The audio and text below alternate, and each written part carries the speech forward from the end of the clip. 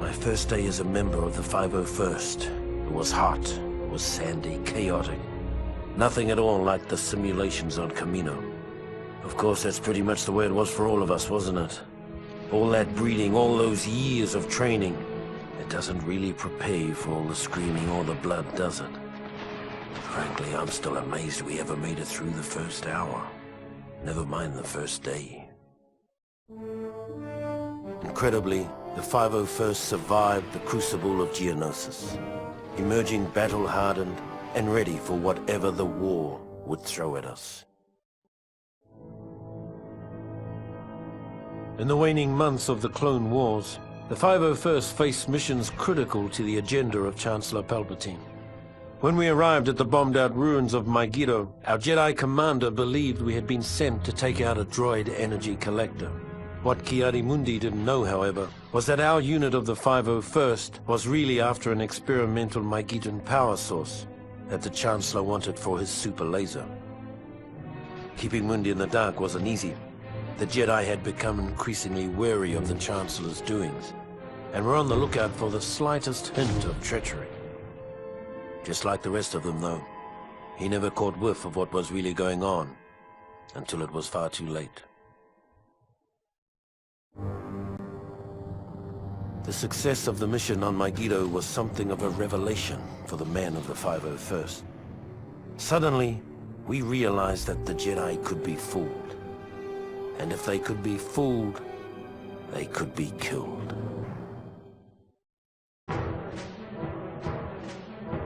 As the Clone Wars progressed, more and more ground-based legions found themselves pressed into space combat, including the fighting forces of the 501st.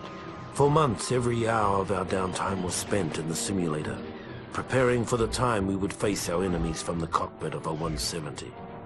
Finally, the day came to earn our wings. The CIS had staged a daring kidnapping of Chancellor Palpatine and was being escorted from Coruscant by a fleet of separatist ships. With only a few veteran pilots on planet, many of the 501st were pressed into service to drive off the Seps and buy time for a pair of Jedi Knights to rescue the Chancellor. After disabling the final capital ship, General Kenobi and Skywalker took advantage of the opportunity we'd created and rescued the Chancellor. Took all the credit, too. It's been said that the 501st got the best of the war. We also got the worst. On Felucia, the Seps dug their metal heels into the muck of that alien hellhole and dared the Republic to come in after them. So we did, only to be met with the month after month of flesh-eating diseases, shrieking nocturnal predators, and other sights that haunt me to this day. Cut off and for all we knew, abandoned by our superiors. Our only hope was Aayla Secura, our Jedi commander. Without her iron will, none of us would have come out of that mess with our sanity or our lives. When her death came, I hope it was quick. She earned that much. When the 501st was finally rotated out of Felucia, Aayla Secura made a point of seeing us off personally, calling us the bravest soldiers she'd ever seen. It's a good thing we were wearing helmets, because none of us could bear to look her in the eye.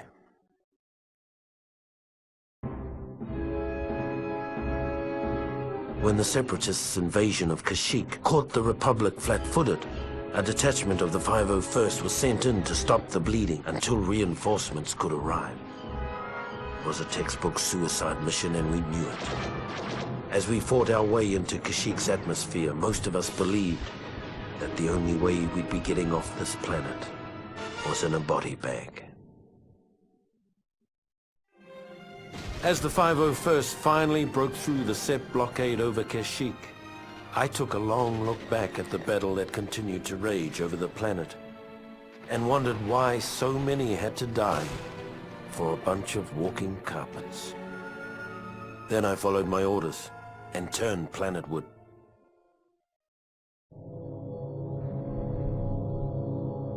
When we arrived on Kashyyyk, things were just as bad as we feared. The droids had us outgunned, outmaneuvered, and outmanned by a 5-to-1 margin. What none of us had counted on was the Wookiees. We'd all heard the stories, of course, but we'd never fought next to them. Never seen them rip apart a droid with their bare hands. They were magnificent. Even so, it was still a suicide mission. At least it was until Master Yoda arrived. Then it became a battle. A winnable battle. With the timely arrival of Master Yoda, the 501st was able to hold the line against the Seps on Kashyyyk. We left as heroes. Years later, we'd return as conquerors.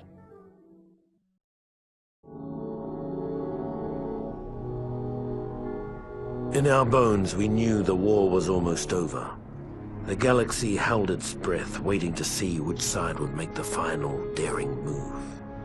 As fortune would have it, the Republic moved first. After the Chancellor informed the Jedi Council that General Grievous and the Sep leaders were hiding on Utapau, General Kenobi gathered an army large enough to capture 3 star systems. When the orders reached the 501st, our morale soared. For better or worse, this would be the beginning of the end. With the death of General Grievous at the hands of General Kenobi, the Utapau raid had broken the back of the Separatists. Under normal circumstances, it would have been a time for celebration. But our next orders put paid to those thoughts. What I remember about the rise of the Empire is how quiet it was. During the waning hours of the Clone Wars, the 501st Legion was discreetly transferred back to Coruscant. It was a silent trip. We all knew what was about to happen, what we're about to do. Did we have any doubts? Any private, traitorous thoughts? Perhaps, but no one said a word. Not on the flight to Coruscant, not when Order 66 came down, and not when we marched into the Jedi Temple. Not a word.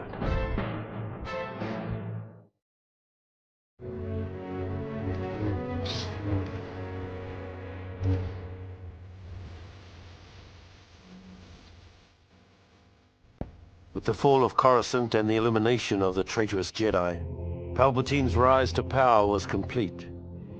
In recognition of our service and loyalty to the Emperor, the 501st were placed under the direct command of Lord Vader. Armed with deadly new weapons, blazing new ships, and shiny new armor, our presence let the galaxy know that the days of the old Republic were well and truly over. We were establishing a new era. An era of order and peace.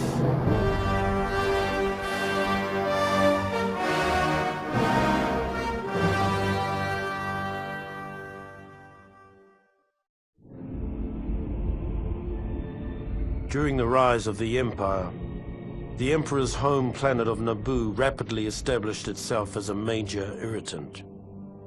After a number of Naboo's ambassadors were sent home in various states of dismemberment, her newly elected queen broke off diplomatic ties and began exploring military options.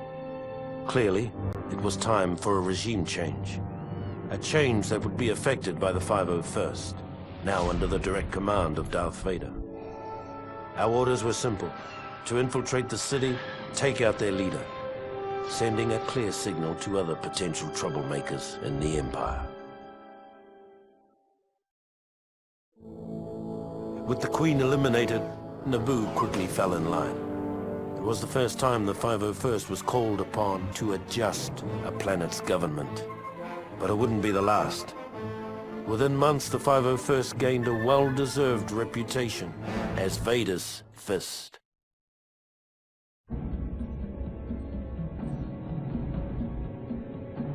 Although the Clone Wars were over, some people never seemed to get the message. The worst case of denial was Gizor Delso, a Geonosian separatist who'd somehow escaped Lord Vader's efforts to wipe out the remnants of the CIS. Lord Vader tracked him to Mustafar and brought us in to finish the job. It seemed like a simple enough mission, but when we saw the fleet of droid ships hovering over the planet, we suddenly realized that Delso's denial mechanisms were a little more dangerous than we'd imagined.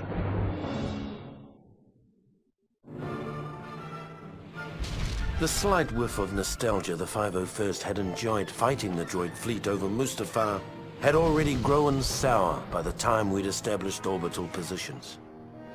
Now it was time to find out what this was all about.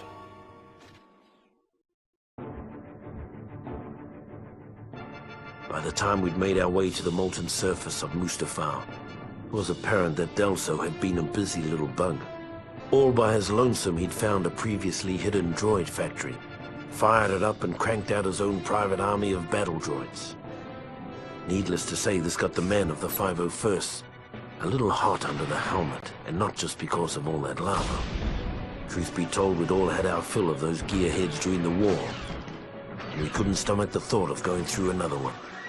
So we blew them up. Blew up the droids, blew up the factory. Damn near blew up the planet. The destruction of the mining facility put an end to any thoughts of a second droid rebellion. For the first time in years, the man of the 501st could relax and get about the business of maintaining an empire, rather than building one. Officially, there never was a clone rebellion on Kamino. Unofficially, approximately 20 years after we were created, a special detachment of the Imperial 501st Legion was dispatched to Kamino with orders to eradicate an army of clones that had been bred to take arms against the Empire.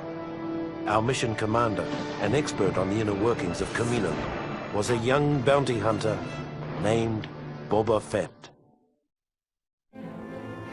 The bounty hunter left after the battle was over. He said something about tracking down a smuggler on Tatooine. After the Kamino uprising, the Emperor decided that an army of genetically identical soldiers was too susceptible to corruption. Future troopers would be cloned from a variety of templates. Though the 501st itself remained pure, the rest of the Imperial Army gradually became more and more diverse. We never really got used to the new guys.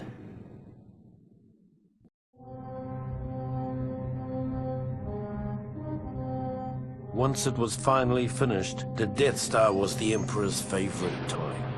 It was also the most boring assignment in the galaxy for a stormtrooper. Tedious inspection drills, endless hours of guarding impregnable force field generators. Things got so bad that when a prison break erupted in the cell block, we were almost happy to have someone shooting at us again.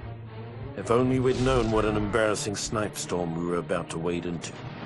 We probably would have jettisoned the whole detention block into space. After the embarrassment of the prison break, Lord Vader removed us from our comfortable belay and began dragging the 501st across the galaxy in a dangerous hunt for the now missing Death Star plans. Ironically, our punishment eventually proved to be our salvation. The poor souls who took our place in the detention area were completely wiped out when the Death Star was destroyed.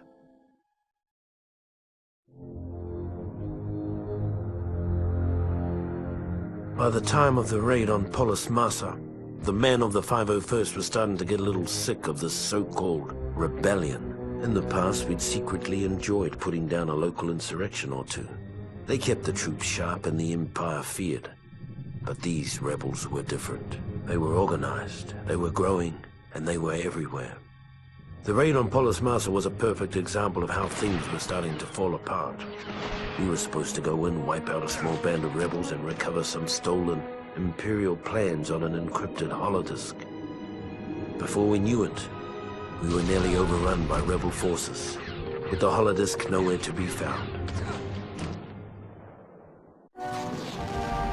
Even though the Polis Massa raid was only a partial success, we finally had a lead on the whereabouts of the Death Star plans, which suited the 501st just fine.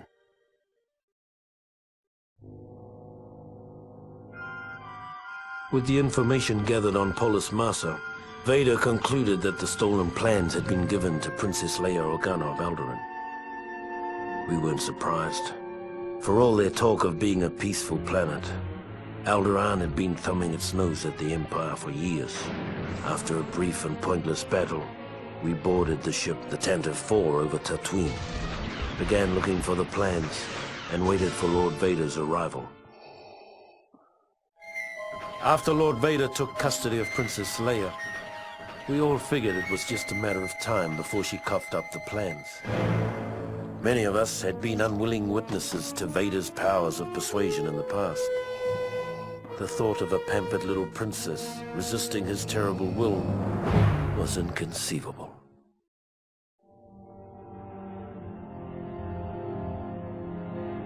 When the Death Star was destroyed, about half of the 501st Legion was still in the hangar getting into their ships. Of those who made it out, another third were caught in the explosion. I'd fought with some of those men for over 20 years.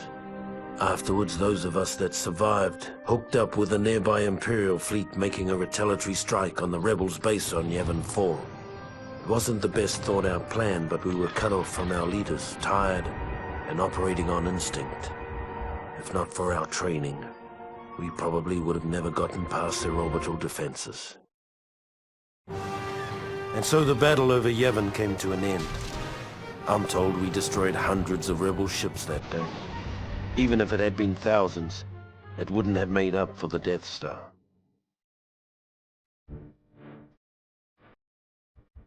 By the time we landed on Yavin, whatever shock we'd felt at the destruction of the Death Star had been replaced by anger. For months we treated the rebellion like a disobedient child, only to be repaid for our tolerance with treachery on an unimaginable scale. Frankly, I don't remember much of the fighting. I guess we won. After the battle, the surviving members of the 501st finally caught their breath. The Empire had taken the Rebels' best shot and come up standing. Now, it was our turn to strike.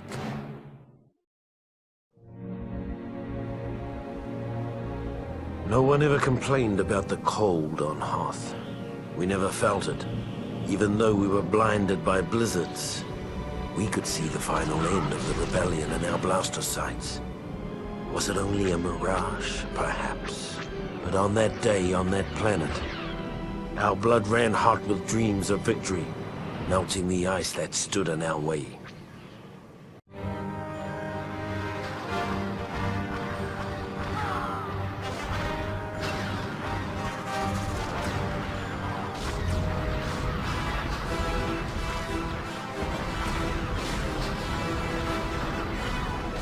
As the rebels fled, the 501st gathered around a burning bunker and let out a cheer that shook the stars. The rebellion was done. The Death Star was being rebuilt bigger than ever.